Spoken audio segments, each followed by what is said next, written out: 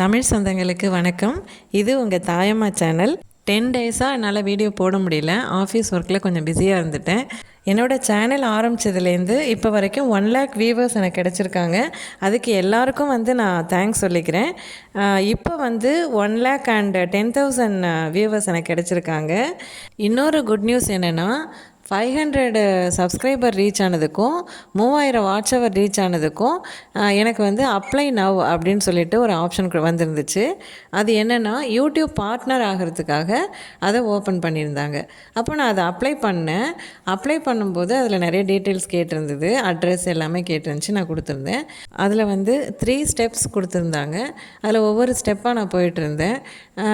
அப்போ 3rd step 1 மந்த்துக்குள்ளே உங்களுக்கு பதில் வரும். ஃபுல்லாக உங்கள் சேனலை ரிவ்யூ பண்ணிவிட்டு உங்களுக்கு மானிட்டைசேஷன் எலிஜிபிள் ஆகுமா ஆகாதா அப்படின்னு சொல்லிவிட்டு உங்களுக்கு பதில் வரும். யூடியூப் மெயிலையும் அனுப்புவாங்க அப்படின்னு சொல்லியிருந்தாங்க. ஆனால் எனக்கு ஒரு 2 டேஸ்லேயே மெயிலும் வந்துருந்துச்சு. யூடியூப்லேயும் அது அந்த ஏர்ன் இதில் போய் நம்ம பார்த்தோம்னா நமக்கு அதில் வந்துருந்தது. என்னென்னா மானிட்டைசேஷன் சஸ்பென்ஷன் சொல்லி வந்திருந்தது. எனக்கு ரொம்ப ஷாக் ஆகிடுச்சு. என்னடா நம்ம இவ்வளோ எஃபர்ட் போட்டு நம்ம போட்டிருக்கோம், நமக்கு இப்படி ஆகிடுச்சின்னு சொல்லிட்டு. ரிவ்யூவர்ஸ் என்ன சொல்லியிருந்தாங்க அப்படின்னாக்கா ரீயூஸ்டு கண்டென்ட் அப்படின்னு சொல்லிட்டு அவங்க சொல்லியிருந்தாங்க. அதனால் மானிட்டைசேஷன் சஸ்பென்ஷன் அப்படின்னு சொல்லிட்டு. ஆனால் அவங்க ஒரேடியாக சஸ்பெண்ட் பண்ணிடுறது இல்லை, அதுக்குன்னு அப்பீல் டைமும் கொடுத்துருந்தாங்க. 7 டேஸ்க்குள்ளே நம்ம அப்பீல் பண்ணிடணும். அப்பீல் பண்ணதுக்கப்புறம் அவங்க 14 டேஸ்க்குள்ளே நமக்கு ரிப்ளை கொடுப்பாங்க அப்படின்னு சொல்லிட்டு. அது எப்படி அப்பீல் பண்ணணும் அப்படிங்கிறதும் அதுலேயே லேர்ன் மோரில் போய் பார்த்தோம்னா இருக்கும். என்னென்னா 5 மினிட்ஸ்க்குள்ளே நம்ம ஒரு வீடியோ அன்லிஸ்டடில் வச்சு அதில் அவங்களுக்கு அந்த யூஆர்எல் கொடுக்கணும். அப்புறம் ரிவ்யூவர்ஸ் கமெண்ட் இருக்கு இல்லையா, ரீயூஸ்டு கண்டென்ட்னு, அதுக்கு உண்டான ரீசன் நம்ம தெளிவாக கொடுக்கணும். இன்னொரு விஷயம் என்னென்னா இந்த வீடியோஸ் எல்லாம் நம்ம எப்படி க்ரியேட் பண்ணுறோம், எப்படி எடிட் பண்ணுறோம், அப்லோட் பண்ணுறோம் அப்படின்றதெல்லாம் டீட்டெயில்டாக அந்த 5 நிமிஷத்துக்குள்ளார ஒரு வீடியோ அன்லிஸ்டடில் அப்லோட் பண்ண சொல்கிறாங்க இல்லையா, அதில் நம்ம தெளிவாக எக்ஸ்பிளைன் பண்ணியிருக்கணும். முக்கியமாக அந்த ரிவ்யூவர்ஸ் பாயிண்ட் இருக்கு இல்லையா, அதுக்கு நம்ம சரியான விளக்கத்தை நம்ம கொடுக்கணும். நல்ல வேளை நான் அந்த இன்ஷாட் டாப்பு பிக்சல் லேபில் பண்ணின அந்த வீடியோஸ் எல்லாமே நான் ஸ்டோர் பண்ணி வச்சுருந்தேன். அதனால் எனக்கு அந்த 5 மினிட்ஸ் வீடியோ ரெடி பண்ணுறதுக்கு வசதியாக இருந்தது. ரீயூஸ்டு கண்டென்ட்டுங்கிறது கரெக்டாக தான் சொல்லியிருக்காங்க. அதில் மேனுவலாகவும் ரிவ்யூ பண்ணுறாங்க, மெஷினரி வச்சும் பண்ணுறாங்க, நல்ல மைன்யூட்டாக பண்ணுறாங்க. ஆனால் கரெக்டாக எனக்கு சொல்லியிருந்தாங்க. நான் ரீயூஸ்டு கண்டென்ட் யூஸ் பண்ணியிருந்தேன். ஏன்னாக்கா நான் இப்போ பூக்கள் போட்டிருந்தேன்னா அதை இன்னொரு இடத்துல நான் சொல்லும்போது கம்பேரிசனுக்காக சொல்லுவேன். அதே மாதிரி கோலம் போடும்போதும் கம்பேரிசனுக்காக நான் சொல்லுவேன். அப்புறம் வெல்கமிங் வீடியோ நான் திருப்பி போட்டிருந்தேன். கரெக்டாக அவங்க ரீயூஸ்டு கண்டென்ட் எனக்கு போட்டிருந்தாங்க. நான் அதுக்கு உண்டான சரியான ரீசனை நான் கொடுத்துருந்தேன். அப்பீல் ஆப்ஷனில் நான் எல்லாத்தையும் அந்த 5 மினிட்ஸ் வீடியோவில் நான் தெளிவாக சொல்லி அப்பீல் பண்ணியிருந்தேன். பண்ணினதுக்கப்புறம் அவங்க 14 டேஸ்க்குள்ளே ரிப்ளை வரும் அப்படின்ற மாதிரி மெசேஜ் வந்தது. 7 டேஸ்க்குள்ளே அப்ளை பண்ணணுன்னு சொல்லியிருந்தாங்க இல்லையா, நான் 7th டே நைட்டு தான் நான் அப்பீல் பண்ணியிருந்தேன். பண்ணினதுக்கப்புறம் சரி என்ன ரிசல்ட் வருமோ என்னமோ தெரியல அப்படின்னு சொல்லிட்டு கொஞ்சம் பதட்டமாக தான் இருந்துச்சு. சரி 14 டேஸ் ஆகும்ல அப்படின்னு சொல்லிட்டு இருந்தேன். ஆனால் நெக்ஸ்ட் டே மார்னிங்கே எனக்கு your appeal accepted, you R A YouTube partner அப்படின்னு சொல்லிட்டு மெசேஜ் வந்துருந்துச்சு. அதை பார்க்கும்போது ரொம்ப ஹாப்பியாக இருந்துச்சு. இது எல்லாமே வியூவர்ஸ் உங்களால் நடந்தது தான். ஏன்னா எனக்கு 500 சப்ஸ்கிரைபர்ஸும் 3000 வாட்ச் ஹவர்ஸும் கிடைச்சதுனால தான் எனக்கு இந்த யூடியூப் பார்ட்னர்ஷிப் எனக்கு கிடைச்சிது. Thank you so much viewers.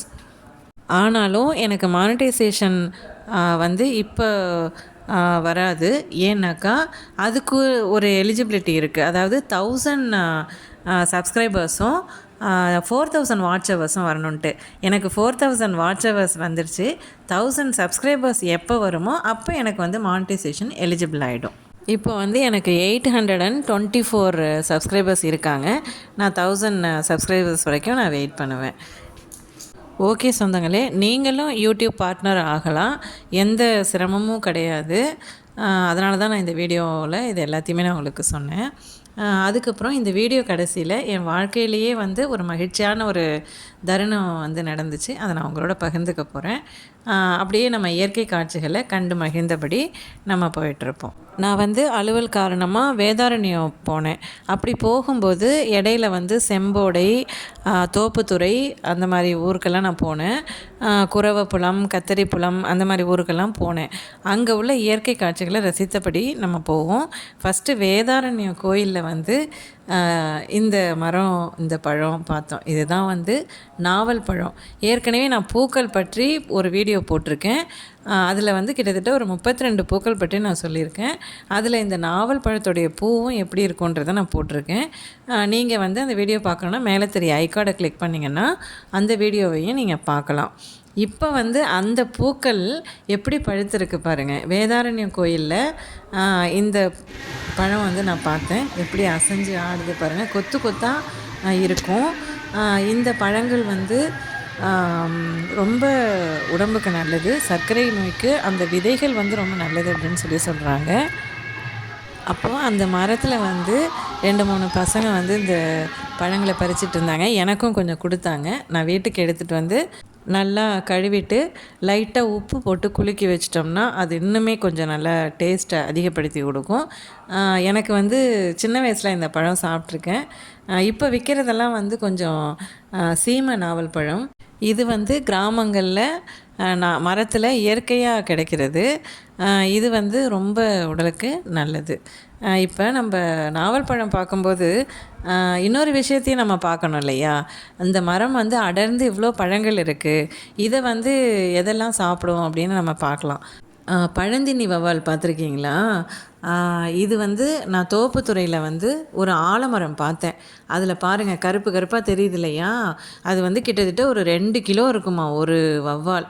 அது வந்து தொங்கிட்டுருக்கு. பகலில் தான் க்ரீச்னு அந்த இடத்துல ஒரே சத்தமாக இருந்துச்சு. என்னன்னு கேட்டப்போ தான் சொன்னாங்க, இது வந்து பழந்தின்னி வவ்வால் அடைஞ்சிருக்கு இந்த மரத்தில் அப்படின்னு சொல்லிட்டு. இது தான் நைட்டு கிளம்பி போய் பழங்களெல்லாம் சாப்பிடும் அப்படின்னு சொல்கிறாங்க. அந்த பகுதியில் வந்து வேதாரண்யத்தில் நிறைய இது மாதிரி நாவல் மரங்கள், நிறைய பழ வகையான அத்தி மரம் அந்த மாதிரி நிறைய மரங்கள் இருக்குது. அதனால் இந்த பழந்தின்னி வவ்வாவும் அங்கே வந்து நிறைய இருக்குது. இந்த மரத்தில் வந்து இருக்குது பாருங்கள். நான் வீடியோவும் உங்களுக்கு எடுத்திருக்கேன். நல்லா கவனித்து பார்த்தா தான் தெரியும். அதில் கருப்பு கருப்பாக தொங்குறது இல்லையா அது. இதே மாதிரி எங்கள் ஆஃபீஸில் பக்கத்து வீட்டிலேருந்து நாவல் மரம் வந்து நாங்கள் ஃபஸ்ட் ஃப்ளோரில் இருக்கோம். அந்த பூக்கள் காமிக்கும்போது அது காமிச்சிருப்பேன். அது இப்போ நல்லா காய்ச்சிருக்கு. அங்கேயும் பழந்தின்னி வவ்வால் வரதான் எங்கள் அலுவலகத்தில் சொன்னாங்க. அதுக்கப்புறம் நாங்கள் வந்து கத்தரிப்புலம் போயிட்டோம். தோப்புத்துறை வழியாக நாங்கள் கத்தரிப்புலம் போனோம்.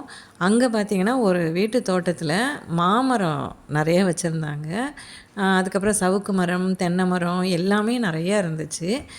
மாமரம் பூத்து இருந்துச்சு. இப்போ பார்த்திங்க இல்லையா அது. இன்னொன்று வந்து ரொம்ப இயற்கையான சூழலாக அங்கே இருந்தது.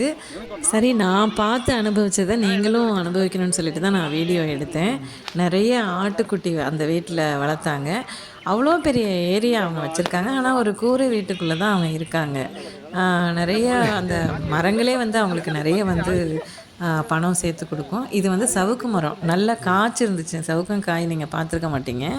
அதில் வந்து காய்ச்சி இருந்துச்சு. அதனால் நான் அதை எடுத்தேன். தென்னை மரம் வந்து குறுத்து விட்டுருந்துச்சு.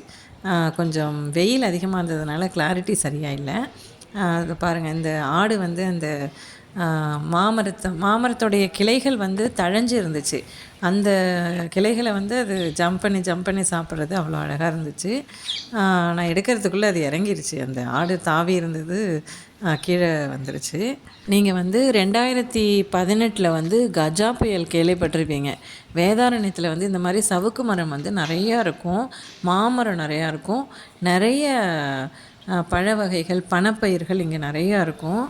அது எல்லாமே வந்து கஜா புயலில் எல்லா மரங்களும் மேக்ஸிமம் 90% மரங்கள் வந்து விழுந்துருச்சு. இது எல்லாமே அதுக்கப்புறம் அவங்க வளர்த்த மரங்களாக தான் இருக்கணும். அந்த ஆடு மேயிறதும் சுற்றி மரங்கள் இருக்கிறதும் ரொம்ப அழகாக இருந்துச்சு. அதே மாதிரி புடலங்காய் எப்படி காய்ச்சி தொங்குது பாருங்கள். இதுவும் அவங்க வீட்டிலே இருக்குது.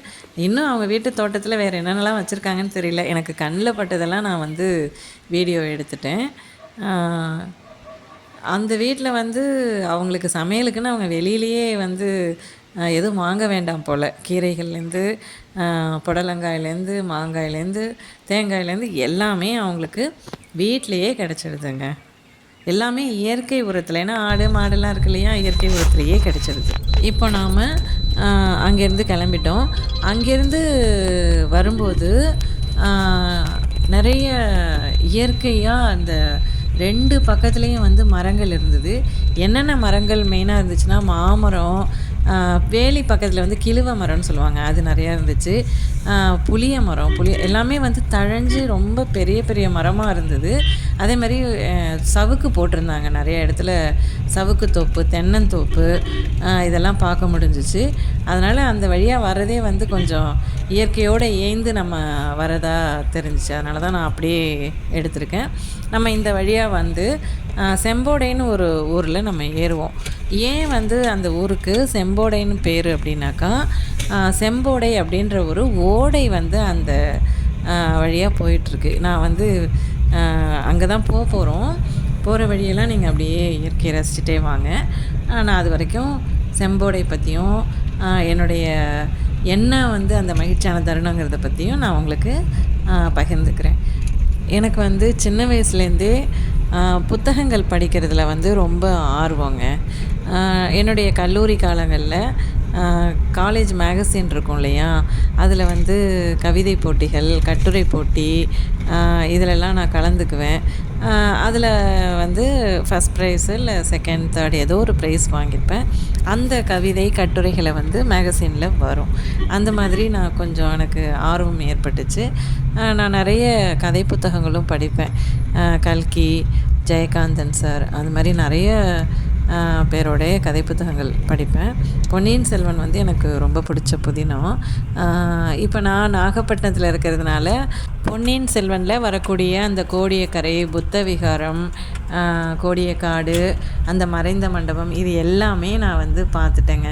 தேவநதி வழியாக வந்தது, தேவநதியிலேருந்து தான் அந்த புத்த விகாரத்தை பார்த்தது, அந்த தேவநதி எங்கே இருக்குது, எல்லாமே வந்து நான் பார்த்துருக்கேங்க. எனக்கு வந்து பொன்னியின் செல்வன் புதினம் வந்து அப்படி ரொம்ப பிடிக்கும். ஒரு அத்தியாயம் முடிச்சுட்டு வைக்க முடியாது நம்மளால். சரின்னு சொல்லிட்டு பார்த்தோம்னா ஒரு பகுதி முடிஞ்சிடும். அடுத்த பகுதி நாளைக்கு காலையில் பார்த்துக்கலான்னா முடியவே முடியாதுங்க. நம்ம எடுத்தோம்னா அன்றைக்கி நைட்டு ஃபுல்லாக கண்ணு முடிச்சு அதை படித்தா தான் நம்மளால் அதை வைக்க முடியும். அந்த அளவுக்கு ஒரு கதையை வந்து அவர் கொண்டு போயிருப்பாங்க. அதுவும் நான் நாகப்பட்டினத்தில் இருக்கேன். அங்கே உள்ள சீன்ஸ் வர்றதுனால எனக்கு ரொம்பவே இன்ட்ரெஸ்ட் ஆகி நான் அதை படித்து 2-3 தடவை நான் அந்த புக்கை படிச்சிருக்கேன். அந்த இடங்களுக்கும் நான் வந்து போய் வந்திருக்கேங்க. இதை அந்த மறைக்காட்டில் மறைந்த மண்டபம் அப்படின்னு சொல்லிட்டு ஒரு வீடியோ போட்டிருக்கேன். மேலே தெரிகிற ஐகார்டை பார்த்தீங்கன்னா அந்த பொன்னியின் செல்வனில் 2வது பாகத்தில் 6வது அத்தியாயத்தில் வரக்கூடிய அந்த மறைந்த மண்டபத்தை வந்து நான் அதில் காமிச்சிருக்கேங்க. நீங்கள் ஐகார்டை கிளிக் பண்ணி அதை பார்த்தீங்கன்னா ஒரு விலாக் மாதிரியே அந்த வீடியோ வந்து நான் போட்டிருப்பேங்க. அதுக்கப்புறம் நான் வந்து காலேஜ் லைஃப் முடிச்சுட்டு ஒர்க் பண்ணிக்கிட்டு இருந்தேன். அப்புறம் மேரேஜ் ஆனதுக்கப்புறம் குழந்தை, குடும்பம் அப்படின்னு இருக்கிறதுனால இந்த கவிதை, கட்டுரைகள் என்னால் வந்து கதைகள் இதெல்லாமே வந்து கண்டினியூஸாக எழுதுறதுக்கு எனக்கு டைம் இல்லாமல் இருந்துச்சு. அதுக்கப்புறம் நான் வந்து ஜாபுக்கும் போக ஆரம்பிச்சிட்டேன். இப்போ வந்து எனக்கு மறுபடியும் அதெல்லாம் எழுதணும் அப்படின்ற ஒரு ஆர்வம் வந்துச்சு. அதுக்கப்புறம் பையனும் நல்லா வளர்ந்துட்டான் இல்லையா, அதனால் இப்போ கொஞ்சம் எனக்கு ஃப்ரீ டைம் கிடைக்கும். சாட்டர்டே சண்டேஸ்லலாம் நான் வந்து உட்காந்து கதைகள் எழுதுறது. அதுக்கப்புறம் இந்த யூடியூப் சேனலுமே வந்து நான் ஆரம்பித்தேன். இப்போது இந்த வருஷம்தான் நான் ஆரம்பித்தேன். மேரேஜ் ஆகி 22 வருஷத்துக்கு அப்புறம் தான் நான் வந்து மறுபடியும் இந்த இலக்கியத்துறையில் வந்து நம்ம வரணும் அப்படின்னு சொல்லிட்டு ஒரு ஆர்வம் எனக்கு வந்தது. அதுக்கப்புறம் எனக்கு தெரிஞ்ச விஷயங்களை வந்து நம்ம எல்லாருக்குமே வந்து வெளிப்படுத்தணும் அப்படின்ற ஒரு எண்ணம் வந்து மேலோங்கி இருந்துச்சு. ஏன்னா நமக்கு தெரிந்த விஷயங்கள் நம்மோடே மறைந்துடக்கூடாது. அதை நம்ம வந்து யூடியூப்பில் போட்டோம்னா 4 பேர் பார்ப்பாங்க, தேவைப்பட்டவங்களுக்கு அதை எடுத்துக்குவாங்க அப்படின்ற ஒரு எண்ணம் வந்து இருந்ததுனால நான் யூடியூப் சேனல் ஆரம்பித்தேன். இப்போ வந்து நம்ம செம்போடைக்கு வரப்போகிறோம். அந்த வழி தான் இது வந்து செம்போடை கிடையாது. இது வந்து வேறு ஒரு ஆறு. இது வழியாக நம்ம வந்து அந்த செம்போடை போகிற ரோட்டில் ஏறுறோம். இது தாங்க அந்த செம்போடை. அந்த செம்போடை ரோட்டில் ஏறிட்டோம். இப்போ உங்களுக்கு அதை நான் காமிக்கிறேன். அப்படி ஒரு இயற்கை சூழலோட ரொம்ப அழகாக இருக்கும். பஸ்ஸில் போகும்போது பார்த்துட்டு போவேன். அதே மாதிரி நம்ம அலுவல் காரணமாக போகும்போதும் நான் வந்து பார்த்துக்கிட்டே தான் போவேன். எனக்கு எப்போவுமே ரொம்ப பிடிச்ச இடம் வந்து இந்த இடத்த கிராஸ் பண்ணுறது. இன்னும் நிறைய விஷயங்கள் வந்து இந்த வேதாரண்யத்தில் இருக்குது. நான் ஒவ்வொரு வீடியோவும் நான் உங்களுக்கு போடுறேன். இப்போ வந்து பார்த்திங்கன்னா செம்போடை போர்டு போட்டிருக்கு பார்த்தீங்களா, அதையும் நான் வந்து உங்களுக்கு எடுத்திருக்கேன். ஓகே சொந்தங்களே, நாம் வந்து இந்த ரோட்டில் அப்படியே வேளாங்கண்ணி வழியாக நாகப்பட்டினம் வந்துடலாம். இப்போ வந்துட்டு லாஸ்ட்டாக வந்து ஒரு நிகழ்வு சொல்கிறேன்னு சொல்லியிருந்தேன் இல்லையா, அதுக்கு வரேன். இது வந்து எனக்கு கிடைச்ச ஒரு பிக்சருங்க. இது வந்து பாருங்கள், புக்கு படிக்கிற மாதிரி இருக்கு இல்லையா. ஆக்சுவலி இது பாருங்கள், கற்கள்ங்க. எனக்கு ரொம்ப பிடிச்சிருந்தது, அதான் உங்களுக்கும் ஷேர் பண்ணேன். இது தாங்க எனக்கு கிடைச்ச அந்த சந்தோஷம். நான் சொன்னேன் இல்லையா, கதைகள் வந்து ரொம்ப வருஷத்துக்கு அப்புறம் நான் எழுத ஆரம்பித்தேன்ட்டு. இப்போ எங்கள் நாகப்பட்டினத்தில் வந்து ஆகஸ்ட் 16லேருந்து 26 வரைக்கும் ஒரு 11 நாளைக்கு புத்தக கண்காட்சி நடந்துச்சுங்க. 3வது புத்தக கண்காட்சிங்க.